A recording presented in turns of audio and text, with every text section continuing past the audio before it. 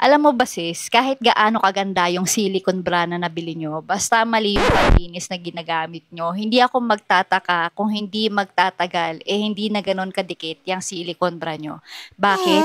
Kung gumagamit ka ng dishwashing liquid, nako kung ako si girl, tigil-tigilan mo na yan. Kasi napaka-harsh ng chemical ng dishwashing liquid at possible pa na ma-strip off yung adhesive ng silicone bra nyo. Kaya kung ako sa inyo, kung may babies kayo, pwede nyong gamitin yung baby wash. Kaya naman kung may unscented hand soap kayo, you can use that as well. Pero kung gusto nyo ng dedicated, specialized silicone bra cleanser, I would recommend this. Try Moonlight Adhesive Cleanser kasi napaka-gentle lang niya at makakatulong to para mag-last yung kapit ng silicone bra nyo. So, ang kailangan nyo lang gawin is either kumuha kayo ng lukewarm water or sa running water and then mag-pump lang kayo ng isang beses tapos gamitin nyo yung fingertips nyo in a circular motion para malinis at matanggal yung mga dumi-dumi sa silicone bra nyo. So, ganun lang siya kadali. Kaya naman kung interesado kayo, ilalagay ko na lang yung link dyan sa yellow basket sa baba. Habol ka habang nakasil pa.